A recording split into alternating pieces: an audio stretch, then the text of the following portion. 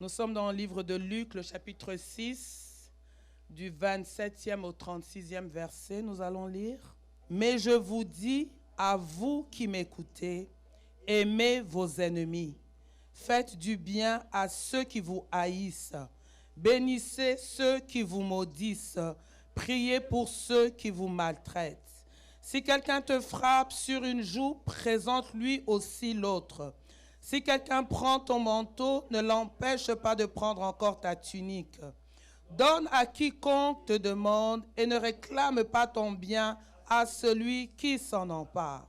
Ce que vous voulez que les hommes fassent pour vous, faites-le de même pour eux. Si vous aimez ceux qui vous haïssent, quel gré vous en saura-t-on? Les pécheurs aussi aiment ceux qui les aiment. Si vous faites du bien à ceux qui vous font du bien, quel gré vous en saura-t-on? Les pécheurs aussi agissent de même. Et si vous prêtez à ceux, quel gré vous en saura-t-on? Les pécheurs aussi prêtent aux pécheurs afin de recevoir l'appareil. Mais aimez vos ennemis, faites du bien et prêtez sans rien espérer, et votre récompense sera grande, et vous serez fils du Très-Haut, car il est bon pour les ingrats et pour les méchants. Soyez donc miséricordieux, comme votre Père est miséricordieux. Amen. C'est la parole de Dieu, nous aimons l'acclamer sans le commentaire de qui que ce soit, ni mon propre commentaire. Je vais nous inviter à prier. Recommande-toi à la grâce de Dieu. Expose ta vie devant Dieu, expose ton cœur. Et dis au Seigneur, je ne suis pas venu ici pour rien. Tu as certainement quelque chose à déposer au-dedans de moi. Je suis une terre fertile, je reçois et je crois qu'elle produira des fruits au centuple. Bénis le Seigneur, élève ta voix et prie maintenant. Oui, Éternel, notre Dieu, notre Roi, nous sommes sur notre parcours vers notre destinée. Chaque jour, Seigneur, nous venons dans ta présence afin de recevoir ce que toi tu as pour nous, qui nous amène vers là où tu nous attends. Mon cœur est une terre fertile. Je reçois maintenant ta parole. Elle est inspirée de toi pour m'amener dans ta volonté. Je suis là, Seigneur, accomplis ton œuvre. Père éternel, utilise-moi comme un simple instrument. Ce peuple est ton peuple que tu as racheté par un prix précieux. Laisse que de ma bouche sorte une parole qui relèvera, qui soutiendra, qui amènera quelqu'un là où tu l'attends. C'est ma prière. Dans le puissant nom de Jésus, nous avons demandé et nous disons Amen. Nous pouvons reprendre nos places. Que Dieu vous bénisse abondamment. Gloire soit rendue au Seigneur. La semaine passée, pour ceux qui étaient là, j'ai parlé d'un thème, un amour différent. Et j'ai présenté l'amour de Dieu comme étant un amour différent pour l'homme. Un amour que tu ne peux pas recevoir auprès d'une personne sur la terre. Il y a tellement de gens qui sont déçus aujourd'hui sur la terre parce qu'ils ont fait confiance en quelqu'un qui de qui ils pensaient recevoir un amour, mais il s'est rendu compte que l'homme est homme, Dieu est Dieu. Ainsi, j'aimerais encore nous dire ce matin, bien-aimés, que si tu as réellement besoin du vrai amour, le vrai amour est auprès du Seigneur. Est-ce que nous sommes ensemble? Et nous avons dit que l'amour de Dieu est différent dans le fait que c'est Dieu qui nous aime le premier. L'amour de Dieu est éternel. L'amour de Dieu est sacrificiel. L'amour de Dieu corrige. Même lorsque Dieu corrige, il nous corrige dans son amour pour nous ramener sur la voie. Et j'avais terminé mon message en disant que la réponse à l'amour de Dieu doit être aussi notre amour pour Dieu. Et nous avions lu dans Matthieu 27, il est écrit, tu aimeras le Seigneur ton Dieu de tout ton cœur, de toute ton âme et de toute ta pensée. C'est le premier et le plus grand commandement. Et voici le second qui lui est semblable, tu aimeras ton prochain comme toi-même. Et j'avais conclu en disant que Dieu nous a aimés et nous a montré le modèle d'amour pour que nous puissions l'aimer, mais aussi pour que nous puissions aimer les autres. Alléluia.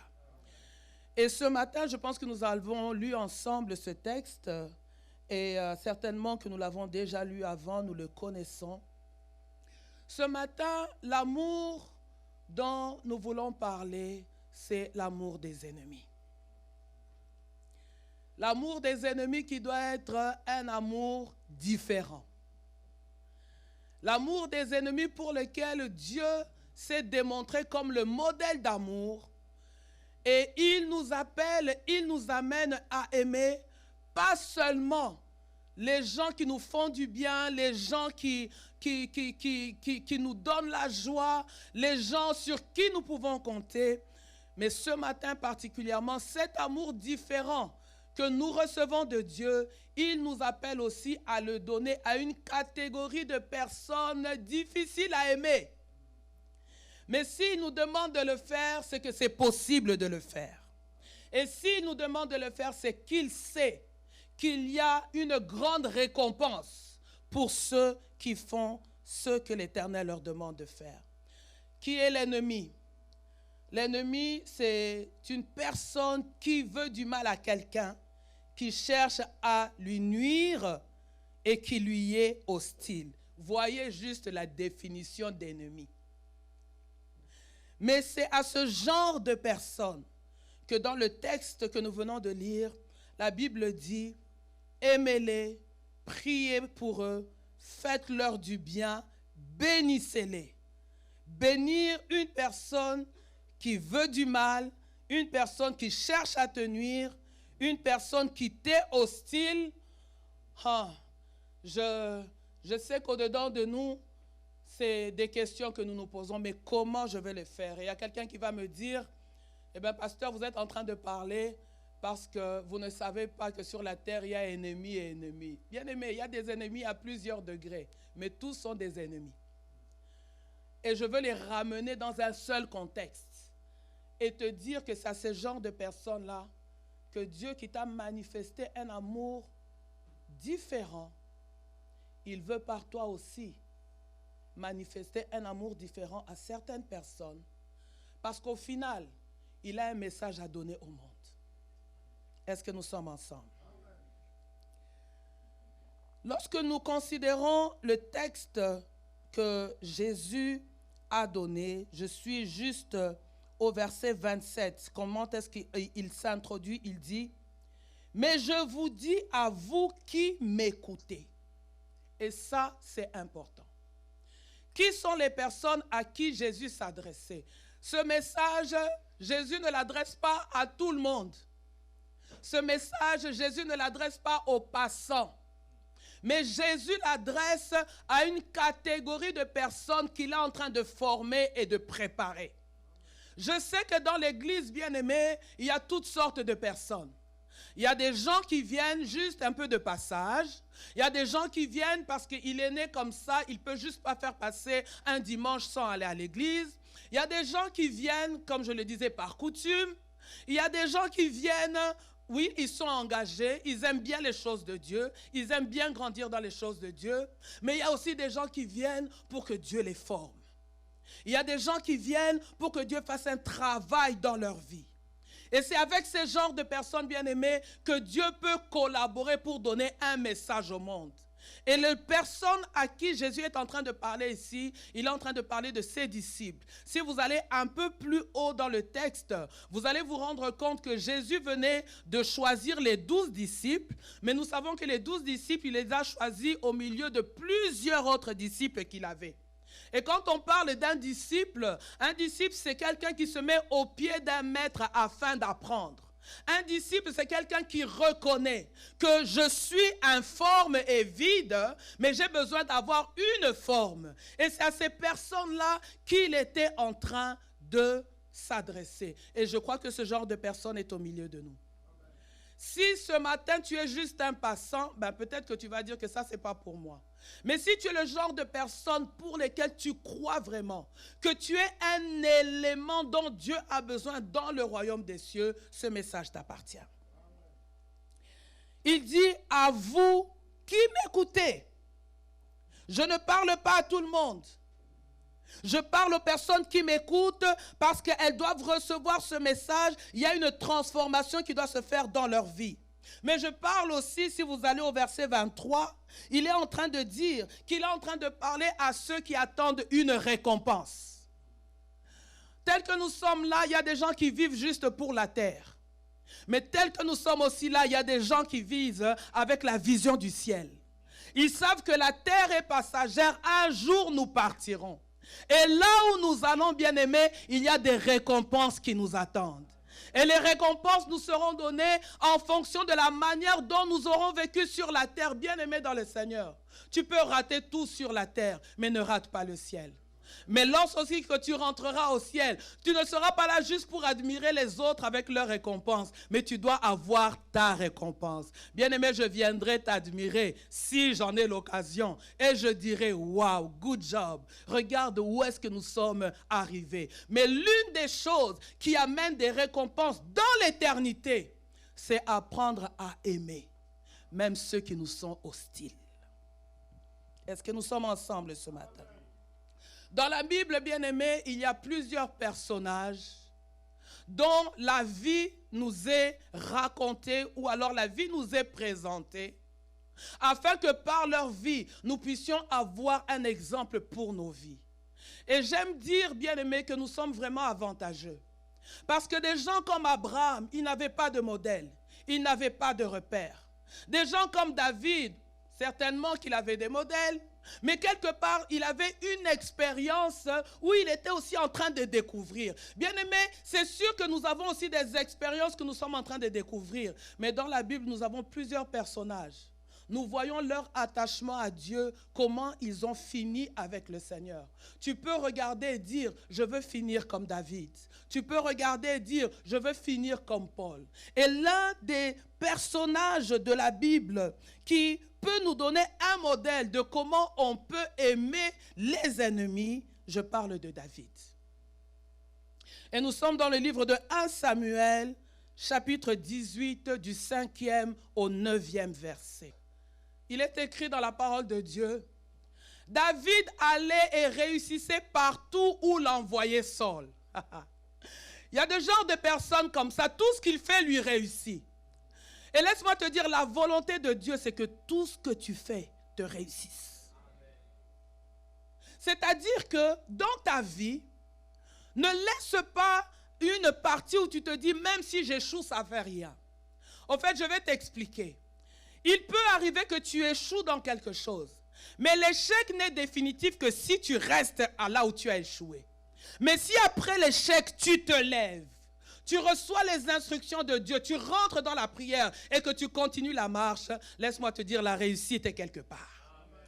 Il y a des gens qui, aujourd'hui, se sont arrêtés sur l'échec du mariage, l'échec des affaires, l'échec du travail, l'échec de l'éducation des enfants. Ils se sont appelés des échecs. La société les a appelés des échecs. Mais laisse-moi te dire, quelle que soit la situation par laquelle tu es en train de passer, quand bien même apparemment ça peut ressembler à un échec, la Bible dit, pour ceux qui vivent, il y a de l'espérance. Cela veut dire que la situation qui semble être un échec, par laquelle tu es en train de passer, peut changer, peut voir un retournement. Notre Dieu est là pour faire que des gens comme toi et comme moi, qui pouvaient être piétinés, déconsidérés hier à cause de notre vie, mais à cause de lui dans nos vies, que le monde nous donne un autre nom. Je pensais que je parlais à quelqu'un. Dieu est-il en train de parler à quelqu'un ce matin? Oui, bien-aimé, j'aimerais te dire qu'il y a un autre nom devant toi. Peut-être que tu regardes et tu dis, mais quelqu'un comme moi. Non, la Bible, j'aime Dieu. La Bible nous dit qu'il prend les choses folles. Il prend les choses viles pour confondre les forts, pour confondre les sages. Y a-t-il quelqu'un en ce lieu qui peut se sentir faible en certains niveaux? Moi, je me sens faible dans certains niveaux. Mais je sais que des gens comme moi, lorsque nous comptons sur Dieu, malgré notre faiblesse, il nous choisit afin de confondre les forts. Pour dire aux forts, oui, vous êtes forts, mais c'est moi qui peux prendre les faibles et les rendre forts. Laisse que la grâce de Dieu soit sur toi et que de ta faiblesse, une force en sorte. Dieu est là pour le faire dans ta vie. Laisse que cela soit ta vie au nom puissant de Jésus. Et dans le livre, comme je le disais, David allait ressusciter partout où l'envoyait Saoul. Il fut mis par Saoul à la tête des gens de guerre. Et il plaisait à tous les peuples, même aux serviteurs de Saoul. Laisse-moi te dire, quand tu réussis, on ne te laisse pas derrière. Mais quand tu réussis, on te place devant. Ne sois pas des personnes qui disent, mais pourquoi on m'a mis devant? Non, moi je dois être derrière. Si on t'a mis devant, sois devant. C'est la position que Dieu veut pour toi. Et la Bible dit, comme il revenait lors du retour de David, après qu'il eut tué le Philistin, les femmes sortirent de toutes les villes d'Israël au-devant du roi Saoul en chantant et en dansant. Ça, ce sont les femmes. Quand elles sont dans la joie, elles chantent et elles dansent. Si tu vois une femme qui ne chante pas, qui ne danse pas, c'est qu'elle a un problème. Au son des tambourins et des triangles et en poussant des cris de joie. Verset 7. Les femmes qui chantaient se répondaient les unes aux autres et disaient, Saoul a frappé ses 1000 et David ses 10 000. Ah, Saoul fait très irrité. Et cela lui déplut. Bien aimé, même quand tu chantes, il faut doser. Parce qu'il y a certains de tes chants qui vont provoquer des problèmes dans la vie des autres inutilement. Mais c'était le plan de Dieu. Voilà pourquoi si tu chantes, chante. Selon que l'Esprit te conduit. Alléluia. Saül fut très irrité. Et cela lui déplut. Il dit, on en donne 10 000 à David et c'est à moi que l'on donne les 1000. Il ne lui manque plus que la royauté. Là, quelque chose a commencé. Et Saoul regarda David d'un mauvais œil à partir de ce jour et dans la suite. Bien-aimés dans le Seigneur, nous connaissons l'histoire de David. David est juste un jeune garçon qui s'est retrouvé dans le palais parce que le roi avait connu des problèmes. C'était comme des problèmes de folie. Les esprits l'agitaient. Et lui, il est venu juste parce que c'était un bon adorateur. Laisse-moi te dire, le don que tu as entre tes mains peut te faire entrer dans des grands milieux. Bien souvent, nous regardons ce que les autres ont. Seigneur, pourquoi tu ne m'as pas donné son don? Seigneur, pourquoi je ne chante pas comme lui? Seigneur, pourquoi je ne sais pas faire? Non, ce que Dieu t'a donné suffit pour toi. Ce que Dieu t'a donné suffit pour toi. Si tu peux juste le considérer, le valoriser et l'exposer. Il y a des gens qui ont des dons mais qui les utilisent seulement dans leur maison. Tu les utilises seulement dans ta salle de bain. Dans la salle de bain, un grand chanteur. Pourquoi tu ris? Un grand chanteur et tu chantes et tu danses et c'est vraiment le concert. Mais frère, on a besoin des chanteurs, on a besoin des instrumentistes ici. Viens frère. C'est le don que Dieu t'a donné. Le don que Dieu t'a donné, bien-aimé, ne le néglige pas. C'est parce que les gens savaient que David était un bon instrumentiste, qu'il a eu accès au palais. Oh, laisse que la grâce de Dieu te donne accès quelque part.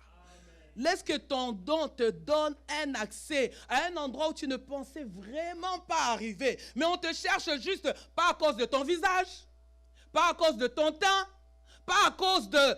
mais à cause de ton don.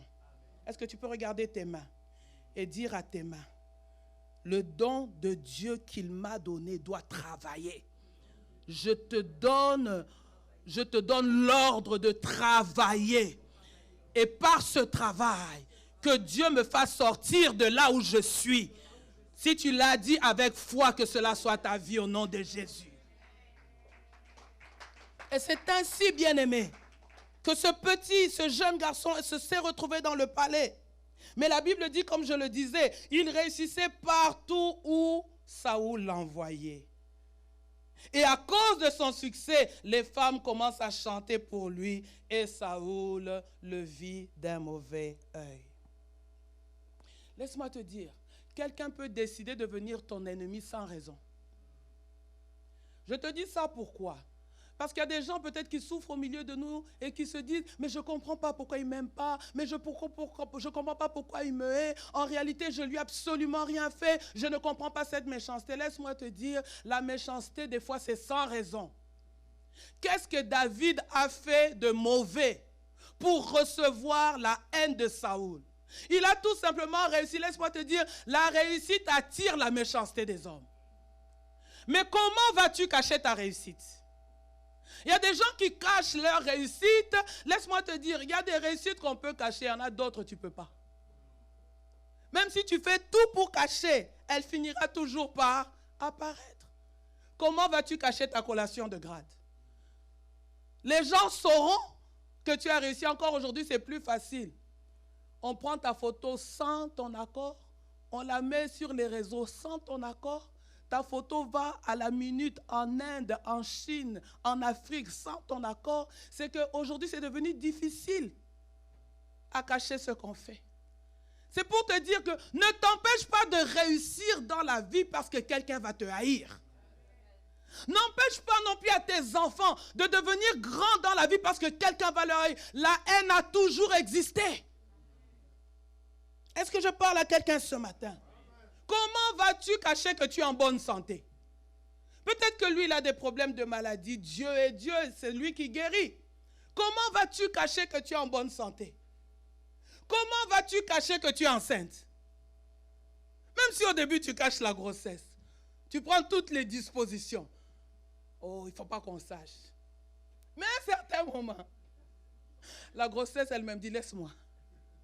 Je dois apparaître. Est-ce que nous sommes ensemble?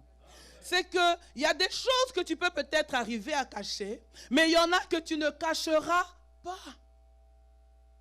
Et c'est pour ces choses-là peut-être que tu ne caches pas, que quelqu'un va tout simplement prendre la décision de te faire la guerre. Mais laisse-moi te dire, la Bible est claire. Ils te feront la guerre. Non, ils te feront la guerre. Non, est-ce que tu peux le dire plus fort? Ils te feront la guerre. C'est qui est en train de parler? C'est qui est en train de parler? La Bible dit qu'il n'est pas un homme pour mentir. Ce qu'il dit sur ta vie, c'est ce que tu vis. Je répète, ils te feront la guerre, mais qui est-ce qu'ils ne vaincront pas? Pourquoi? Parce que Dieu est de ton côté. Oh, je pensais que tu allais acclamer ce Dieu-là qui est de ton côté. Je pensais que tu allais acclamer Dieu qui est dans ton côté. Laisse-moi te dire, dans les batailles, les combats de la vie, tu dois te rassurer d'une chose. Où est Dieu? Cherche bien. Est-ce qu'il est là? Et comme je le disais samedi, Dieu, ce n'est pas dans les sensations. Ce n'est pas parce que tu es en train de bouger.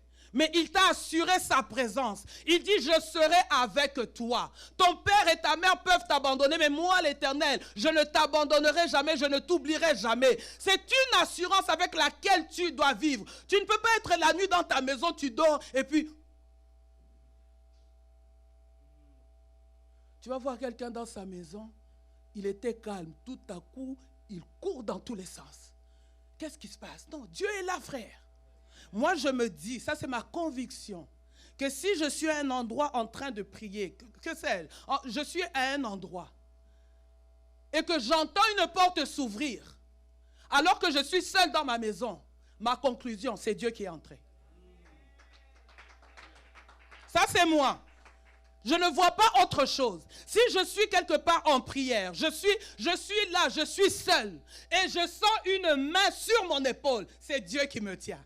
Bien-aimé, n'attends rien d'autre si ce n'est que la main de Dieu. N'attends rien d'autre si ce n'est que Dieu entre là où tu es. N'attends rien d'autre si ce n'est que Dieu t'apparaisse pour te faire du bien. Tu n'attends pas les démons, tu attends Dieu. Ainsi, je prie que Dieu te visite.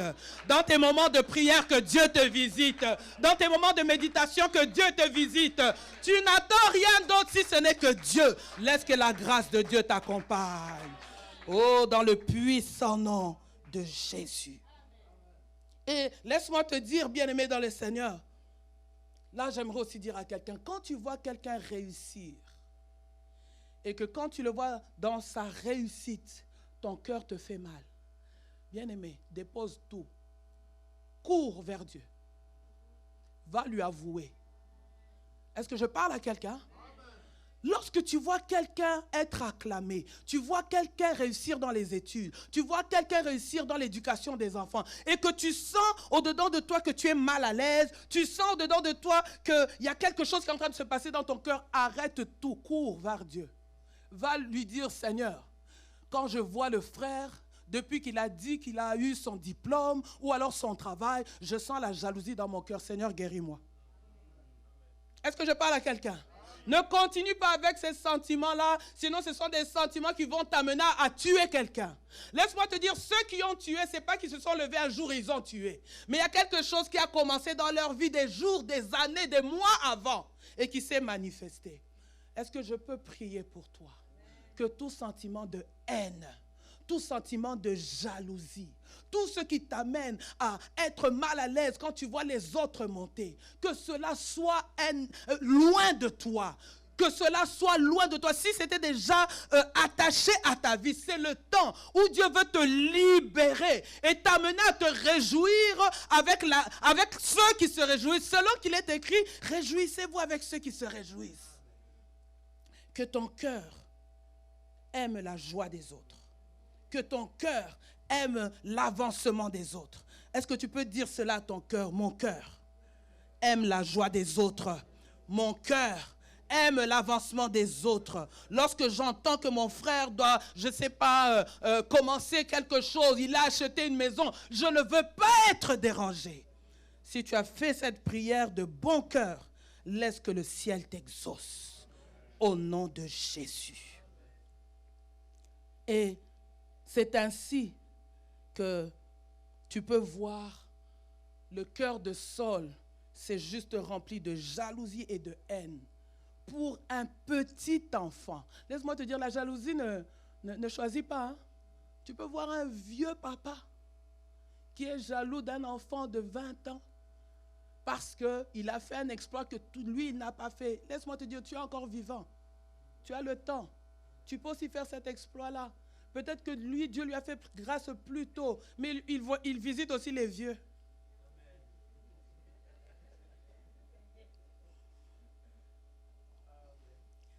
Amen. Et si tu lis le chapitre 19, tu pourras le lire. Je t'invite à lire le chapitre 19 à la maison. Tu vas voir que la haine que Saul avait dans son cœur, il ne va pas la garder pour lui, mais il va en parler à ses fils et à ses serviteurs. Quand quelqu'un te hait, un jour, il le fera sortir de sa bouche. Voilà pourquoi ne suspecte jamais quelqu'un. La Bible dit que l'amour ne suspecte pas. Tu ne peux pas être là et commencer à formater une histoire dans ta tête et te dire certainement que ce frère veut me tuer. Bien-aimé, tu es en train de pécher. Tu ne peux pas être là et penser des choses sur ta femme, penser des choses sur ton mari, penser des choses sur ton voisin, penser des choses sur ton frère. Non, bien-aimé, l'amour ne suspecte pas. L'amour ne soupçonne pas. L'amour ne peut pas se faire des idées négatives sur son frère. Mais s'il y a quelque chose qui est caché, et Dieu doit te le révéler, lui-même, le mauvais qui est en train de te haïr, il parlera. Alors que je suis en train de prier, de parler, je suis aussi en train d'intercéder, de prier. Que s'il y a quelqu'un quelque part qui te veut du mal, que sa bouche elle-même parle. Que lui-même le dise. Que lui-même, parce que je refuse que tu continues à être ou faire confiance à quelqu'un qui en réalité a planifié de te tuer. Mais comme tu ne dois pas le soupçonner, que lui-même ouvre sa bouche. Et c'est ainsi que Saoul va parler et il va dire ses intentions à son fils Jonathan et à ses serviteurs pour leur dire, le petit là, je veux le tuer. Mais ce qu'il ne savait pas, c'est que son fils Jonathan était aimé celui qu'il voulait tuer. Cela veut dire que dans les camps de tes ennemis, Dieu mettra un pion.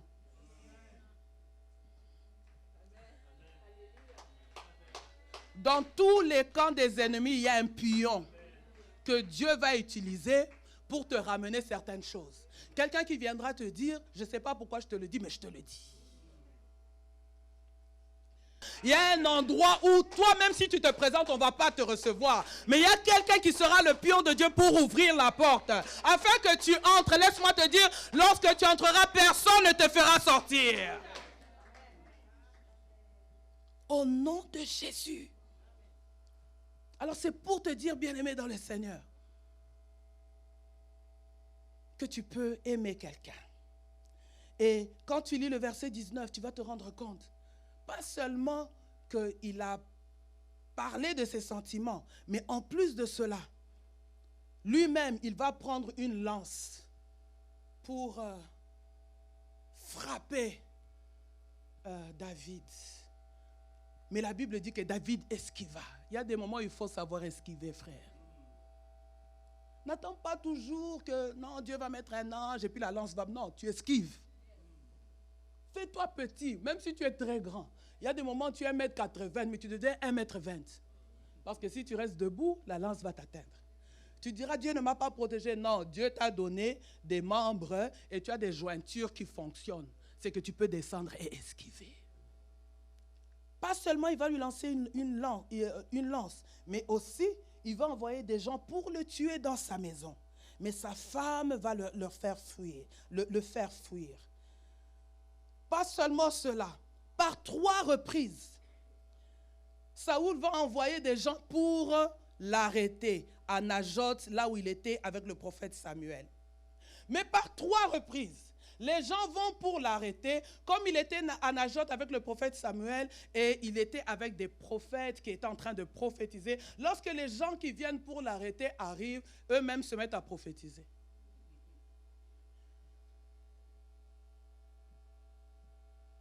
Laisse-moi te dire, ta protection dépend de l'atmosphère spirituelle dans laquelle tu vis. C'est que David était dans une atmosphère spirituelle qui faisait que quand les ennemis viennent, l'atmosphère spirituelle fait une influence sur les ennemis et ceux qui étaient venus pour t'attraper commencent à prophétiser. Je me demande c'était quoi la prophétie. Je parie que la prophétie c'était David sera roi. David sera roi en Israël. David sera roi en Israël. Je crois que c'était ça la prophétie. Mais pas seulement ça. Saoul se dit à un moment, moi-même je vais aller. Mais la Bible nous dit, lis dans le chapitre 19. Lorsque Saoul arrive, la Bible dit que les esprits l'ont saisi. Il a enlevé ses habits, il a commencé à se rouler par terre et il s'est mis à prophétiser. Voilà pourquoi un enfant de Dieu ne vit pas n'importe où, n'importe comment. Tu dois te rassurer que tu es dans une atmosphère qui fait aussi ta sécurité. La Bible dit que l'ange de l'Éternel campe autour de ceux qui le craignent. Et il les épargne du danger. Tu ne vois pas les anges, mais les anges de Dieu sont là. Là où tu es assis, il y a un ange de Dieu qui est en train de faire de la sécurité. Voilà pourquoi, sois sérieux avec la vie que tu mènes, sois aussi sérieux avec les fréquentations que tu as. Il y a des gens qui ont trouvé la mort seulement parce qu'ils n'étaient pas au bon endroit. Quelqu'un comme toi, il y a des endroits où on ne doit plus te voir. Parce que si tu arrives à ces endroits-là, bien-aimé, Dieu lui-même dit, je suis désolé, en tout cas, toi, là, je ne peux pas t'accompagner. Dieu lui-même dit, cet endroit-là, même moi, Dieu, je n'entre pas. Quand la mort viendra, elle va t'emporter, bien-aimé. Mais ma prière, c'est que tu sois sécurisé à tout endroit. Mais pour que tu sois sécurisé à tout endroit, il faut que ce soit l'atmosphère de la présence de Dieu. Voilà pourquoi les ennemis sont venus pour l'attraper, mais ils ont commencé à prophétiser. Je me demande aussi quelle était la prophétie de Saoul. Saoul a juste commencé à prophétiser. David, tu vas me remplacer. David, tu vas me remplacer. Ça, c'est quand l'ennemi commence à prophétiser la vie sur toi. Laisse-moi te dire, lorsque Dieu est pour toi, tes amis vont te donner de bonnes paroles et même tes ennemis finiront par dire que toi, tu es loin de l'Éternel. Au final, Saoul lui dit, je sais que tu régneras à ma place. Au fait, il y a des gens qui te font la guerre parce qu'ils savent que tu régneras à leur place. C'est leur temps de faire la guerre. Mais comme tu connais déjà la finalité, tu peux déjà les bénir. Tu peux déjà dire au Seigneur, Seigneur, qu'ils vivent longtemps. Tu peux déjà dire au Seigneur, donne-leur ce que tu as pour eux. Parce que même quand tu les bénis, cela ne va pas annuler ce que tu as en réserve pour moi. Tu peux déjà leur faire du bien. Parce que tu sais que dans toute leur méchanceté, ils ne peuvent rien te faire. C'est ce qu'on appelle un amour différent. Parce que tu as une révélation différente. Est-ce que nous sommes ensemble, bien-aimés?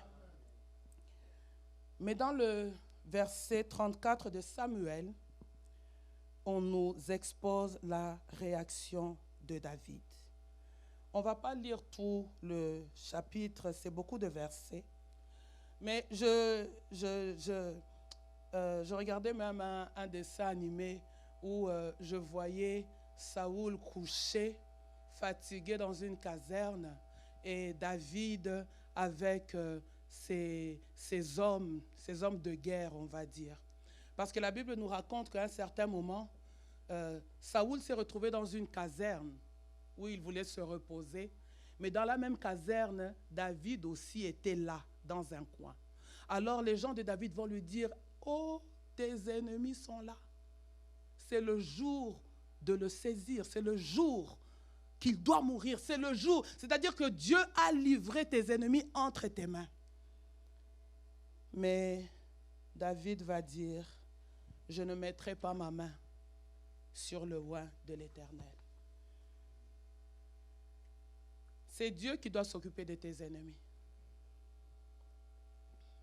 La Bible dit, avec Dieu, nous ferons des exploits. Et il écrasera nos ennemis. Comment il va écraser, on ne sait pas. Mais c'est ce qu'il dit. Il écrasera nos ennemis. Bien-aimés dans le Seigneur, tu vas me demander maintenant comment est-ce que tu dois faire pour pouvoir réellement vivre cela, de bénir les ennemis. J'aimerais te dire la première chose, que bénir les ennemis, ou faire du bien aux ennemis, ou prier pour les ennemis, c'est quelque chose qui ne peut se faire que divinement. Ce n'est pas humain. L'homme, dans sa nature, a tendance à rendre le mal pour le mal. L'homme, dans sa nature, a tendance à se venger. L'homme, dans sa nature, développe les ressentiments. Mais si tu veux parvenir à bénir une personne qui te fait du mal, c'est divinement que tu dois le faire. Jean 15, 5, la Bible dit, « Je suis le cep, vous êtes les sarments. Celui qui demeure en moi et en qui je demeure porte beaucoup de fruits, car sans moi, vous ne pouvez rien faire. » Bien-aimé, lorsque tu regardes un arbre, tu vas voir qu'un arbre a un tronc. Lorsqu'on parle du cep et des sarments, c'est la plante de la vigne, n'est-ce pas? Et Jésus dit, moi je suis le vrai cep, vous êtes les sarments. Qu'est-ce qu'il est en train de dire? Votre vie vient de moi. C'est parce que vous êtes attaché à moi qu'il y a certaines choses que vous pourrez faire. Et si vous vous détachez à moi, il y a des choses que vous ne pourrez jamais faire. Voilà pourquoi Dieu nous appelle à nous attacher à lui afin que nous puissions recevoir de lui les capacités divines qui nous permettront de faire des choses que nous ne pouvions pas faire. Bien-aimés dans le Seigneur, il est important que tu acceptes que je ne veux plus faire fonctionner la chair. Je ne veux pas que mes sentiments, mon cœur, ce que je sens au-dedans de moi me pousse à agir, mais je veux agir divinement. Dis avec moi, agir divinement. Dis avec moi, agir divinement. Ainsi, agir divinement dépend de ton attachement à celui qui est divin. Laisse-moi te dire, Jésus est enraciné de manière à ce que toi qui dépends de lui, la vie qui est en lui puisse venir au-dedans de toi. C'est ainsi que nous chantons, nous disons, oh, c'est la vie de Dieu, la vie Zoé en moi. La vie Zoé en toi t'amène à faire ce que tu ne peux pas faire de toi-même. Alors tu dois te voir dans cette image. Jésus est le tronc. Il est le pied, il est le sarment. Moi, je suis les arbres. Je suis les branches. Je suis les sarments. En étant attaché à lui, alors je permets à sa vie de couler en moi. Et quand tu permets à la vie de Dieu de couler en toi, tu feras des choses que les hommes ne peuvent pas faire. Voilà pourquoi lui-même il dit, sans moi, vous ne pouvez rien faire. Bien-aimé dans le Seigneur, pour pouvoir pardonner ton ennemi, pour pouvoir aimer ton ennemi, bénir ton ennemi, comme l'a fait David, il faut en demander la force à Dieu. Parce que tu peux être attaché, mais si tu ne demandes pas la force, tu n'y arriveras pas. Jésus est en train de dire dans la parole, Jean 14, verset 13, « Tout ce que vous demanderez en mon nom, je le ferai, afin que le Père soit glorifié dans le Fils. » Il y a des gens qui pensent que c'est juste le temps qui va arranger les situations. Le temps n'arrange pas toujours les situations. Il y a des gens qui sont restés ennemis toute la vie en pensant que le temps allait arranger les situations. Mais ce qui arrange les situations, c'est la volonté d'arranger. Il y a des gens qui sont même frères et sœurs dans la même église, mais des ennemis, ils ne se parlent pas. Si l'un sort par la porte à droite, l'autre sort par la porte à gauche, dans la même église. En se disant, un jour ça ira. Non, pour que ça aille, il faut une volonté personnelle. De dire au Seigneur, Seigneur, donne-moi la force. Bien-aimé, je suis passé par ces choses, je sais de quoi je parle. Quelqu'un qui, tu ne sais pas pourquoi, il invente juste une histoire à ton nom, il commence à raconter des choses sur toi et tu as mal au-dedans de toi. Là, je dis à mon mari, en tout cas, tu peux tout me dire, mais là, maman pasteur. Alléluia. Mais laisse-moi te dire, après tu pleures auprès du Seigneur. Tu dis au Seigneur, Seigneur, aide-moi. Par moi-même, je ne saurais pas. Parce que cette personne, la manière dont on a été, les choses que j'ai fait pour elle, le passé, et me faire ce qu'elle est en train de faire, Seigneur, moi-même, je ne pourrais pas le faire. Mais quand je dis au Seigneur, Seigneur, donne-moi la force, Dieu te donnera toujours la force. Lorsque tu dis à Dieu, aide-moi à aimer, il va te donner la force d'aimer. Si tu dis à Dieu, aide-moi à pardonner, aide-moi à faire du bien, il va t'aider à le faire. Une chose que tu dois demander au Seigneur avant toute chose, guéris-moi. Parce que la plupart des temps, nous n'arrivons pas à faire le bien, nous n'arrivons pas à pardonner, nous n'arrivons pas à bénir parce que nous sommes blessés. Et si tu laisses cette blessure au-dedans de toi, bien-aimé, tout ce que tu diras ne sera que des paroles vaines. Mais s'il y a d'abord un travail de guérison qui se fait au-dedans de toi, la cicatrisation se fait, et bien cette cicatrisation-là fera que tu puisses donner ce que tu ne pouvais pas donner. Est-ce que Dieu parle à quelqu'un ce matin? Est-ce que nous sommes ensemble ce matin? Et la Bible dit, il guérit ceux qui ont le cœur brisé. Et ils pensent leurs blessures. Nous sommes dans Psaume 147, verset 3. Ce matin, alors que je suis en train de parler, je crois aussi que le Saint-Esprit est en train de guérir une personne. Il est en train de te guérir. Parce que tu te dis, comment il a pu me faire ça? Tu te dis, comment elle a pu aller jusqu'à ce niveau-là? Et au-dedans de toi, c'est vrai que tu veux faire le bien, mais tu sens le poids de la blessure, la douleur, une chaleur dans ton cœur. Tu ne vois pas comment est-ce que tu vas le faire. Mais si tu dis à Dieu, Seigneur, je suis là, guéris-moi. Alors que nous sommes en train de prier, le Saint-Esprit guérit quelqu'un. Alors que nous sommes en train de prier, oh, la main de Dieu guérit quelqu'un. Alors que nous sommes en train de prier, ce qu'un homme ne peut pas faire, la main de Dieu peut le faire dans ta vie. Parce qu'il dit qu'il est l'Éternel qui guérit les cœurs brisés. Une troisième chose, bien-aimée, pour pouvoir faire cela, j'avais dit que premièrement, il faut que tu considères que c'est divinement que tu le fais.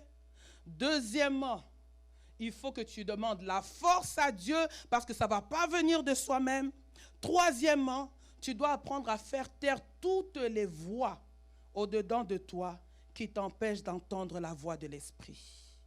C'est ce que David a fait avec ces personnes qui étaient avec lui. Il a fait taire toutes leurs voix pour écouter la voix de Dieu qui était au-dedans de lui. La voix des hommes lui disait, tu dois te venger. La voix des hommes lui disait, tu dois te lever. C'est ce que les voix aussi te disent à toi. La voix des hommes te dit, non, tu dois démontrer que tu es un homme finalement. Les gens doivent savoir que tu n'es pas n'importe qui. Laisse-moi te dire, ce n'est pas dans ça qu'il y a la solution. La solution, c'est dans la guérison du Seigneur. La volonté de ne pas rendre le mal, mais au contraire de rendre le bien. Mais pour cela, tu dois apprendre à faire taire les gens.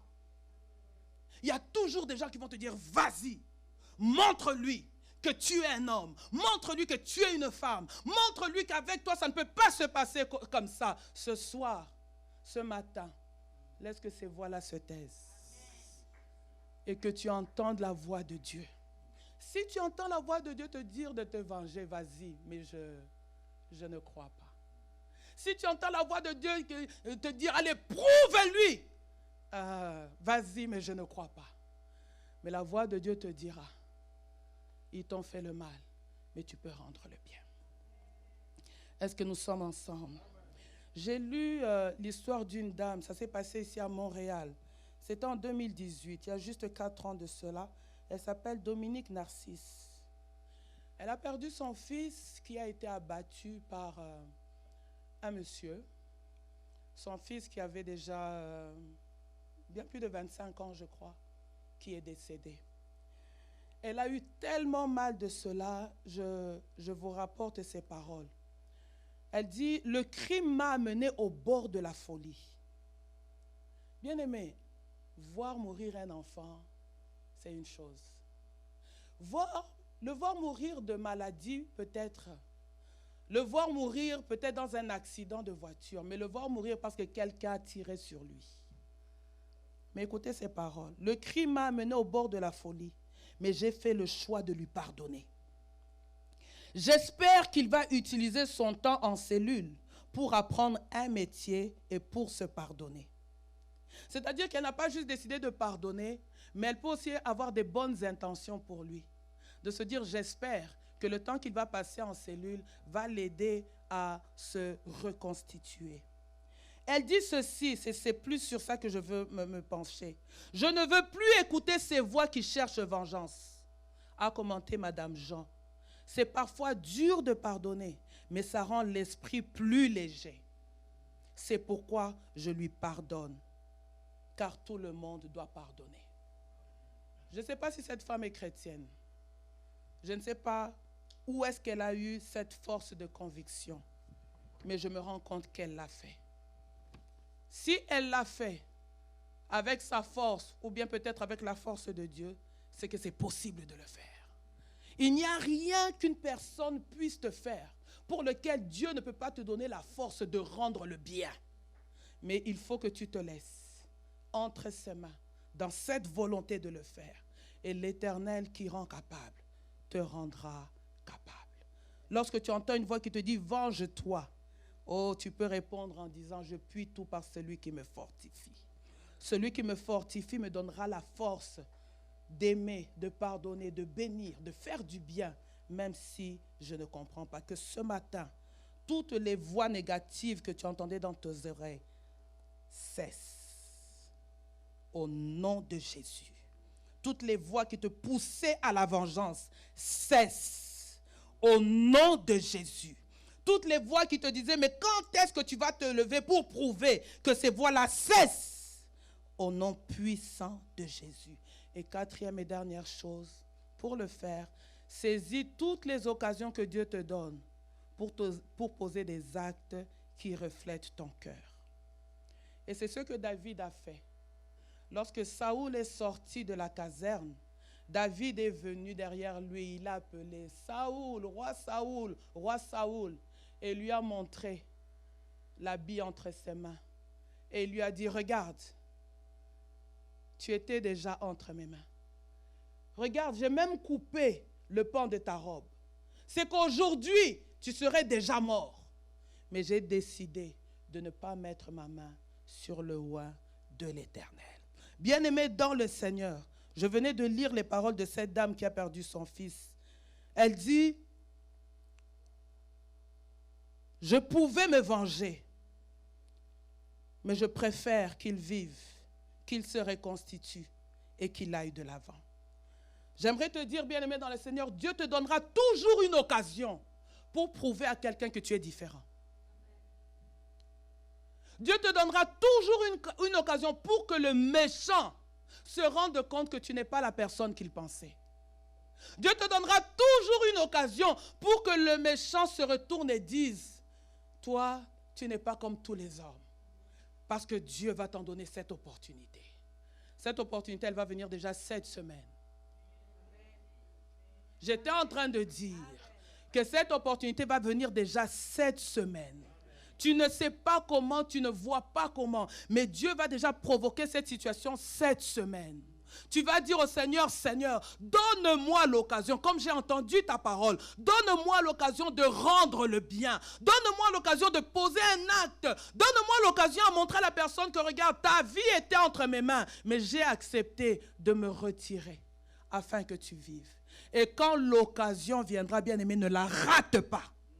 J'étais en train de dire, quand l'occasion viendra, ne la rate pas. Ne te dis pas, je le ferai demain. Non, fais-le aujourd'hui. Fais-le maintenant. Laisse-moi te dire, il y a des récompenses qui sont attachées à cela. Je l'avais dit au départ, l'accomplissement des promesses pourront attirer la méchanceté des hommes, mais garde ton cœur. Et si tu as un ressentiment pour quelqu'un, ce matin, tu ne peux pas sortir avec ce ressentiment.